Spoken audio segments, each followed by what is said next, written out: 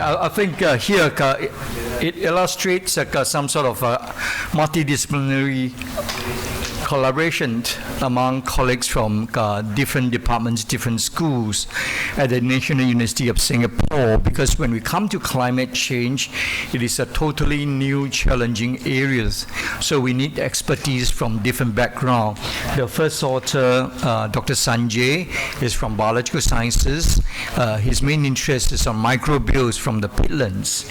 And Dr. Lia Yu is an engineer who is very interested in atmospheric chemistry, atmospheric engineering, and Dr. Cohen is an environmental scientist, and myself just happens to be here to present some of our findings.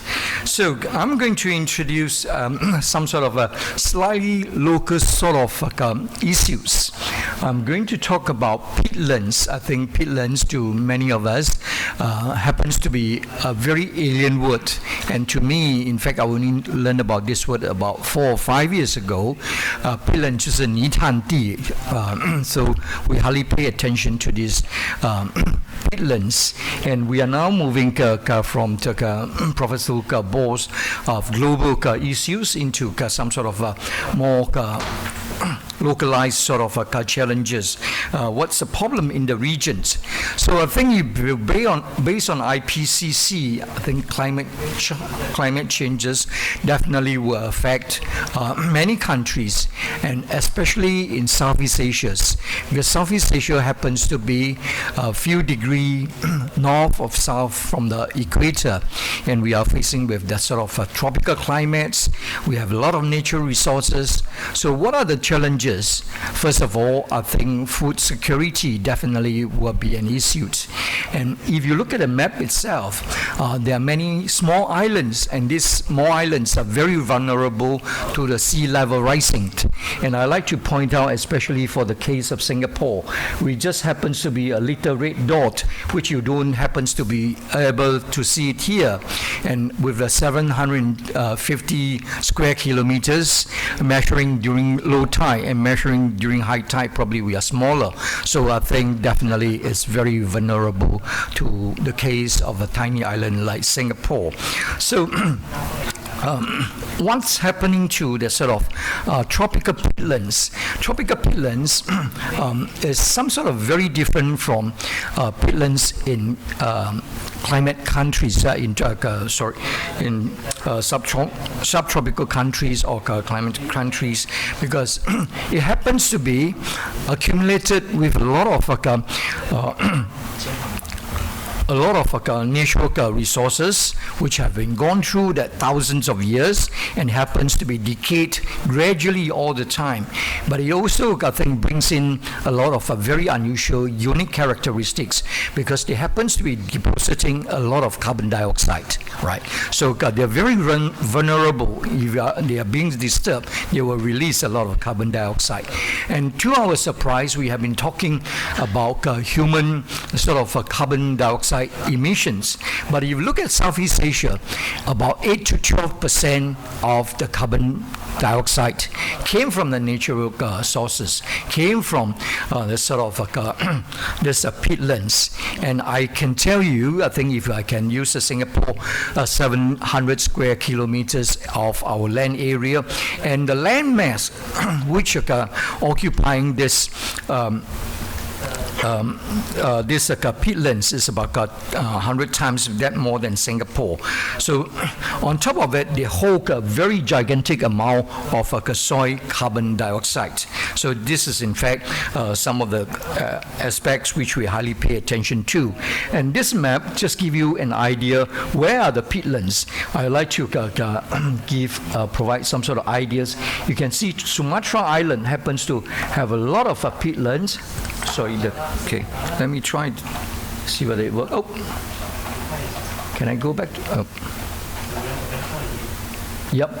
So for the peatlands itself, it happens to be surrounding many parts of Sumatra, Kalimantan. There are a lot of nature resources.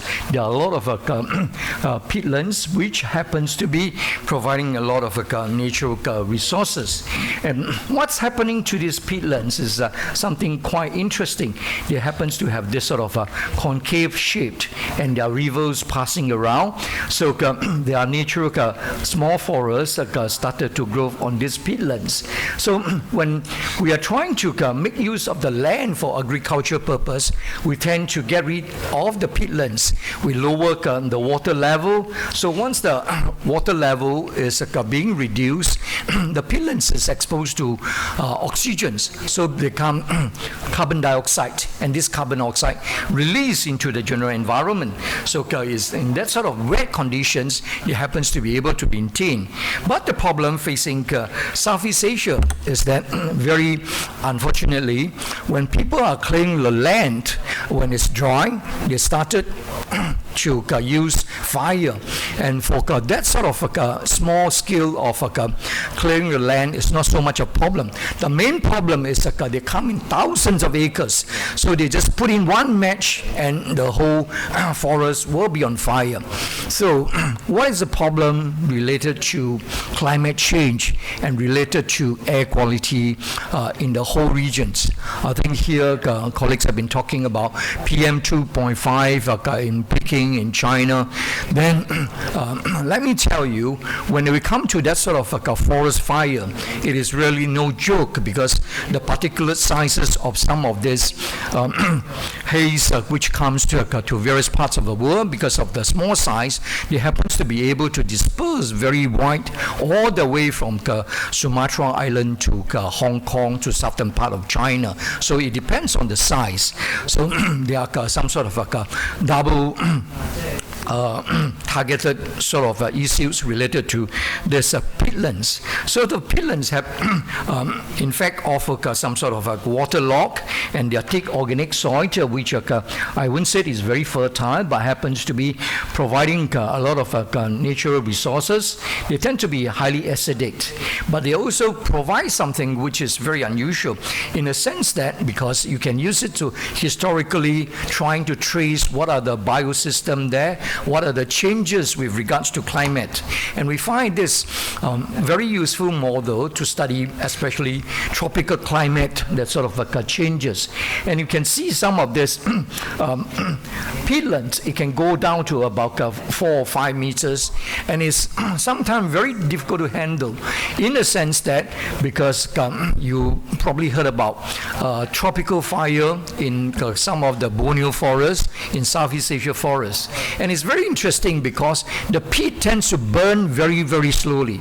So they burn, they generate a lot of nitric oxide, they generate a lot of carbon dioxide. Then the worst thing is they are not easy to put off if there's a fire, because they just keep on quietly burning. It can go down to the peatland, to the peat itself, and running about 10 or 20 kilometers away, and they started a new fire.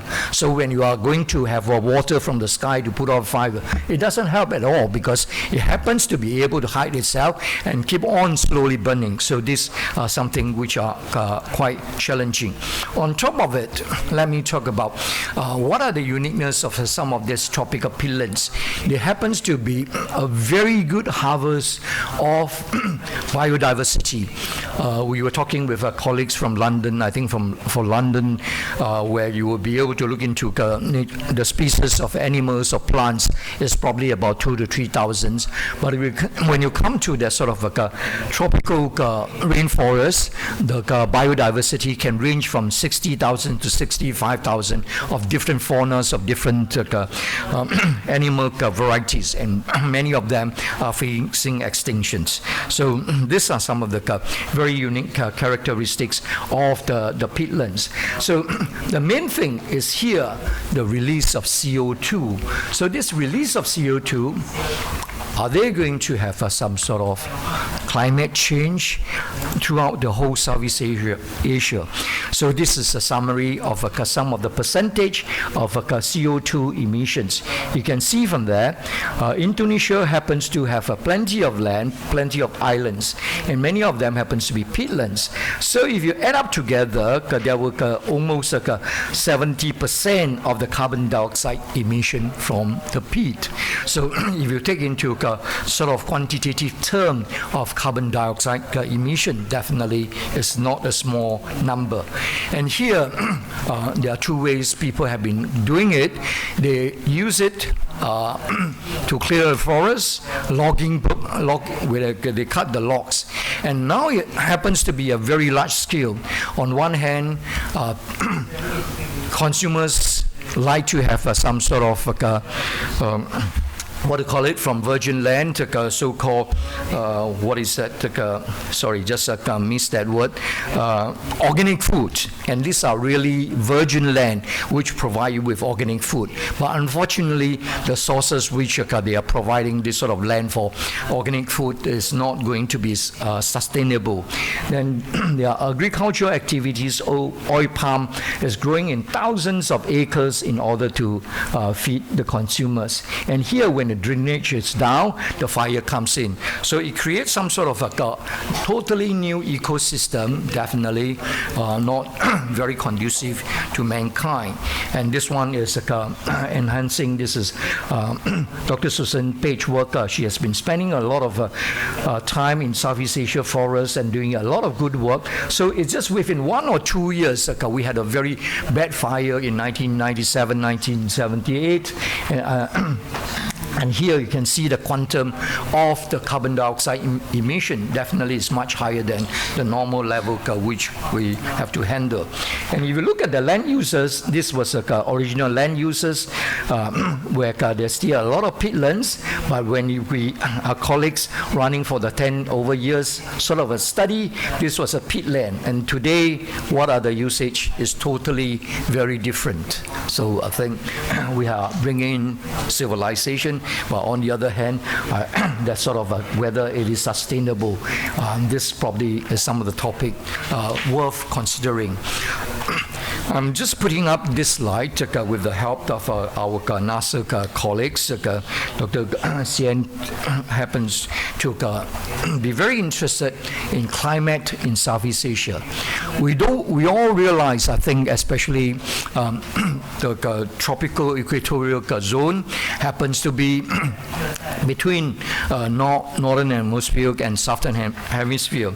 So in that sort of climate challenges is definitely not a very small issues, because it will affect both the northern hemisphere as well as the southern hemisphere.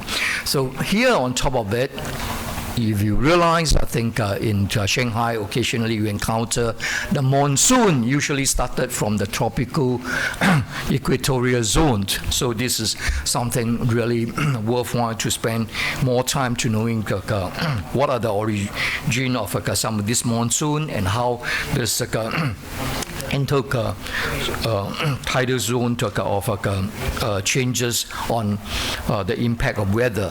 So here, I think when we talk about the CO2 emissions, when you talk about the sort of monsoon, definitely is something worthwhile challenging. So allow me just to use a case of Singapore. We happens to be a tiny island, and very obviously for the rainfall over the last 15, 20 years, we noticed there's a very drastic, rapid change in terms of rainfall over these years. And what we are more concerned is not just the rainfall, the average rainfall. It's the sort of very stormy sort of weather where you brought in large quantity of rain, because most of the time when the flood comes in, our drainage system will not be able to cope with that sort of a very intensive rain. So these are some of the things where I think we all probably probably has got to pay attention to. I think because of the interest of the time, some of the work just to make some quick introduction, some of the work being done there. So this is a colleague who happens to be trying to looking into how from this natural forest all the way to the sort of human settlement and all the ways to open up the land and how we harvest the sort of thing. And here, many of this place becomes oil plantation. So this is really challenging area where some of the work being done. And this is just a quick rundown on the sort of changes because of the acidity when it goes down. So these are some of the current work being done.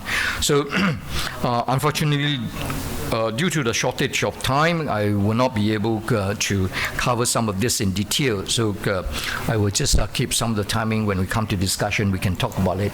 So this is the case when there's a fire source, and Singapore is a tiny island here. So the sort of weather comes into the picture where definitely it happens to be a very challenging issue. I think I probably will stop here. I would just like to do a quick summary. So the point is, I think when it comes to tropical climate, we cannot run away from peatlands. We cannot run away from some of these changes of the land use, some of the changes in our natural system, in our ecosystem. So the large quantity of CO2 emission, nitric oxide emission, definitely will affect our very vulnerable tropical region. With that note, I thank you for your attention.